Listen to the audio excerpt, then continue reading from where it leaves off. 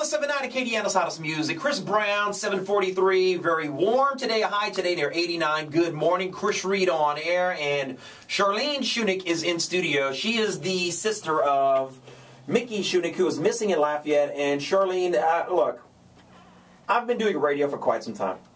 The last 10 minutes in here may have been the most difficult 10 minutes of my career being in studio, because minutes ago you and I are talking, we looked up on the monitor here in our studio, and there you are, your parents, your sister on Good Morning America, and I wanted to look back at you, but I didn't want to look back at you because I know you were in tears, and honestly I didn't want to see me beginning to ball up here, because it's such an emotional story. It is a story that has touched not only Acadiana, but we've seen athletes like Drew Brees and others begin to tweet now photos of your sister who is still missing. For someone maybe who's hearing for the story the first time, and I don't want to assume that everybody knows, how would you describe your sister when it comes to personality and looks? Well, she's about 5'1". She's 115 pounds, really muscular. She's been a horseback rider and biker. Well, she's been a horseback rider her whole life, biker for like a couple years now. Fair, very fair skin, platinum blonde, shoulder length, curly hair, blue eyes. You know, she has a tattoo of a bicycle on her outer right ankle. She has her nose pierced, left nostril. She has a loop that she wears. Her ears are pierced. She has an old Maryland scar. She's, you know, really funny and smart, kind of sarcastic. And I can tell by the photos I'm looking that you guys have updated on the website you've got, and we've got them now at 1079inside.com. I can tell she was a very fun, jubilant person. Yeah. You know, very flamboyant personality. The clothing she wears expresses exactly who she is. Bright, funny, a little bit reserved at the same time. Just laid back and open-minded and welcoming and silly and awesome. And as your mom told me a couple of days ago over the vigil we had downtown Lafayette, Mickey is someone that no one would ever dislike.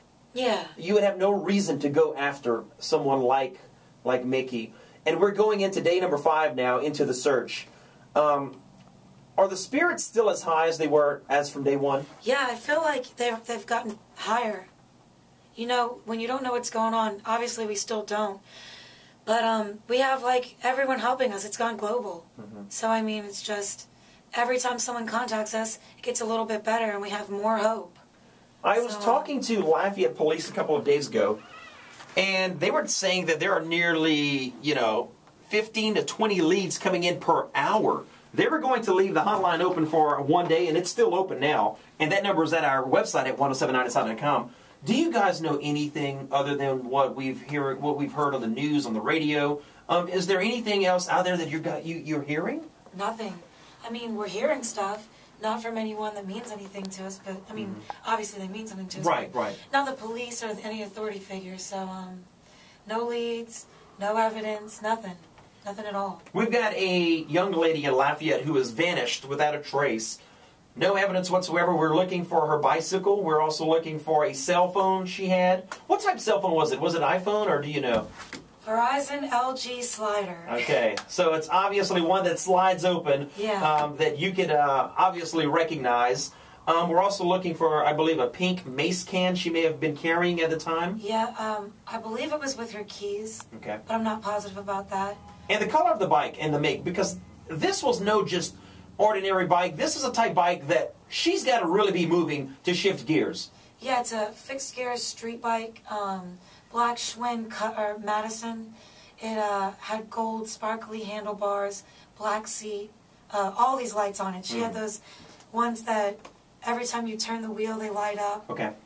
She had blinking ones on the back and the front.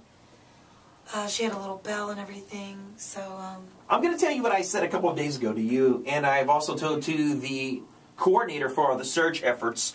Because Lafayette is such a tight-knit community, and we've seen that through volunteers and all, I thoroughly believe, deep down in my heart, that there's someone in Lafayette who knows something, or maybe that saw something. For someone, Charlene, who's holding on to it out of fear, or because they don't think it's a big deal, what would you tell that person maybe that's listening now?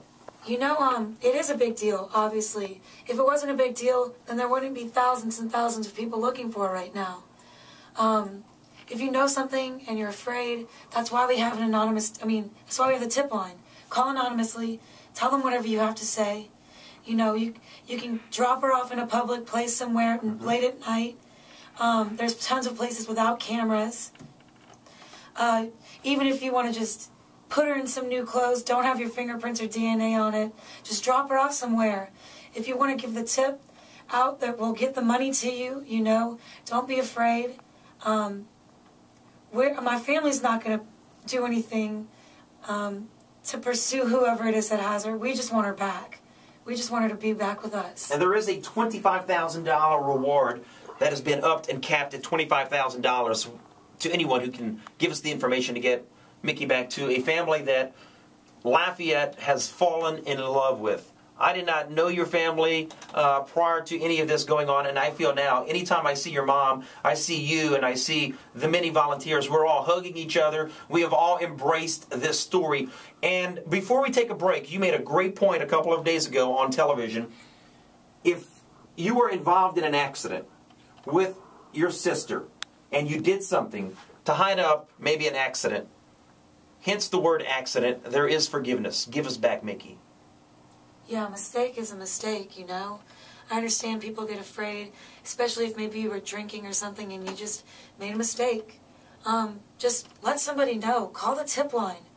It doesn't, you know, just please, we just need to know what happened. Right.